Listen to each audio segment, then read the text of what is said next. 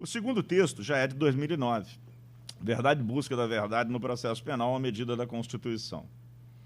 E eu considero um importante texto da lavra do professor Hassemer, porque é um texto de processo penal. A versão de 2009 foi publicada no México, deixando isso claro. Porque trabalha com alguns conceitos, e aqui é uma interpretação minha que eu quero compartilhar com os senhores, ou diria o Lênio, com os senhores e senhoras, para não incorrer em nenhum tipo de castigo físico. Quem não leu a coluna do Lênio ontem no Conjur não vai entender, leiam a coluna. Então, fazer um parênteses que agora nós temos politicamente corretos falar sempre todos e todas, como se todos não incluíssem todas. Mas, então, pelo amor de Deus, nada de castigos físicos, eu não estou sendo politicamente incorreto.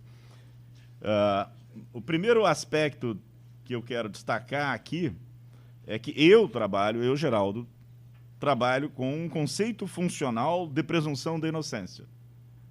Quem tiver a oportunidade de ler o livro, esse Prova Penal e Sistema de Controles Epistêmicos, verá que a minha opinião sobre o professor Hélio Tornag e o resgate do debate de Mortari e Manzini sobre presunção de inocência é a mesma que eu acabei de deduzir a partir da inspiração do professor Hassemer sobre a tentativa de, por meio de reflexões abstratas altamente complexas, esconder uma realidade que é tornar o direito, o poder punitivo liberado de amarras. E nesse aspecto, o professor Hélio Tornag foi muito bem sucedido. Ele empregou muito bem o capital científico dele, porque de tal maneira marcou a pauta das discussões do direito processual penal brasileiro que até hoje nós discutimos se a presunção de inocência ou presunção de não culpabilidade por conta de uma linguagem específica que ele construiu ali e que nossos processualistas penais de todas as escolas, sem exceção, acolheram de maneira efetivamente irrefletida. E ficamos numa discussão bizantina se o que é presunção e histórica, que não é histórica, de Beccaria, etc., etc. A minha concepção funcional de presunção de inocência, que não é minha, de tantos outros que a compartilham, é muito simples. A presunção de inocência é um instrumento de que nós dispomos para instaurar um estado de incerteza no processo. O processo parte de um estado de incerteza. A presunção de inocência é o dispositivo que, ao fundar um processo penal de conhecimento, ele nos diz, desde o início, olha, o ponto de partida é a incerteza. E, portanto, toda a meta da acusação, se tem a pretensão de obter uma sentença condenatória e ter esta sentença condenatória com lastro em uma qualidade de legitimação política, a acusação ela tem que eliminar a incerteza. Eliminar a incerteza.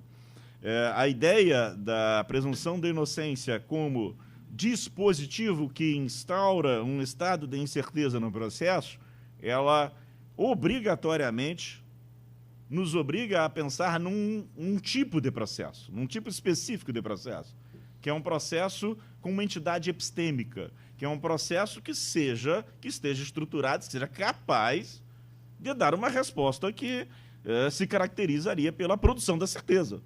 Porque eu não posso estabelecer para o Ministério Público uma posição dentro de uma estrutura procedimental qualquer em que eu diga você só terá condições de obter uma sentença condenatória se ultrapassar esse estágio de incerteza e negar ao Ministério Público meios para fazer essa ultrapassagem.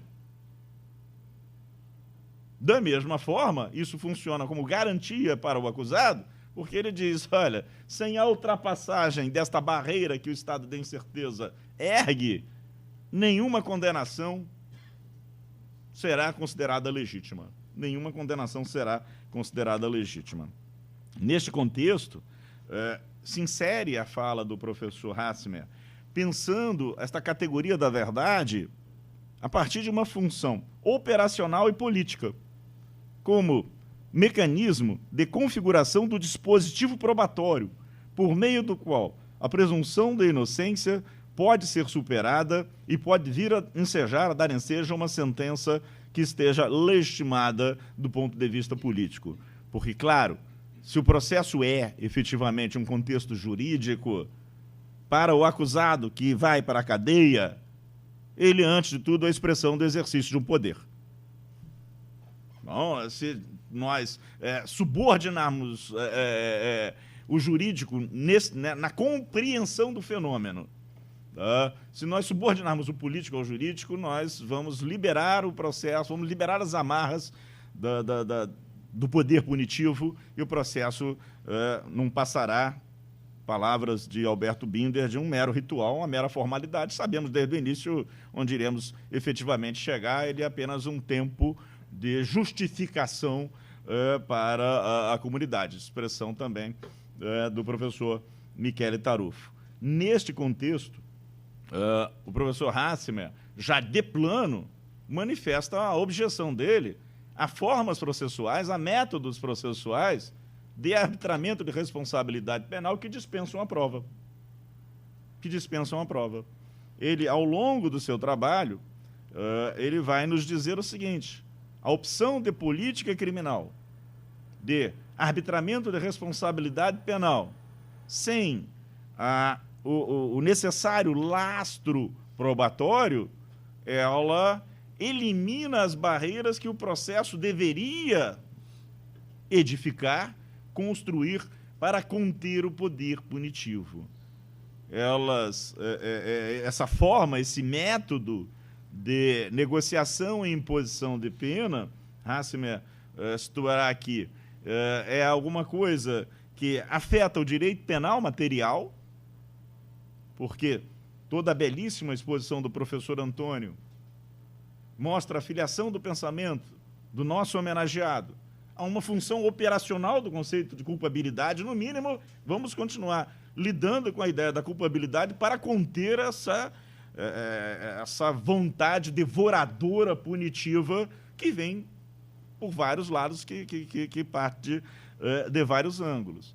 Um método processual que dispense uma atividade probatória para definição de responsabilidades penais, ele é o reconhecimento de que se abdica também de um conceito de culpabilidade no plano do direito material. Expressão efetivamente mencionada aqui pelo professor Hassemer. Além do que, ele vai destacar, esse é um método que faz com que publicidade, contraditório, históricas conquistas da sociedade no Estado de Direito sejam efetivamente esvaziadas. É claro, e neste ponto eu faço questão de destacar aqui e ler um trechinho do próprio professor Hassemer. Não se lida aqui com uma ideia de verdade absoluta, com uma ideia de verdade que é exatamente aquela instrumentalizada pelo modelo inquisitorial e que é típica da filosofia da consciência. Tampouco se pensa no processo como uma entidade epistêmica que deve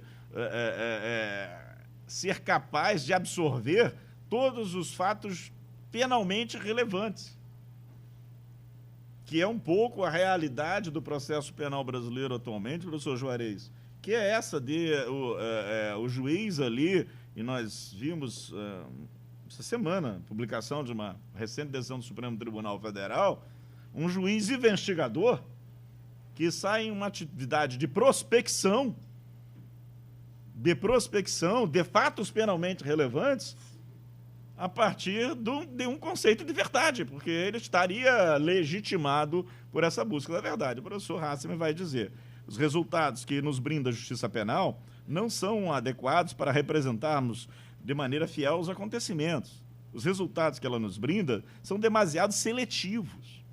E a explicação que a justiça penal nos dá da investigação histórica como ciência... são demasiado seletivos, e a explicação que a justiça penal nos dá deles segue completamente outro guia.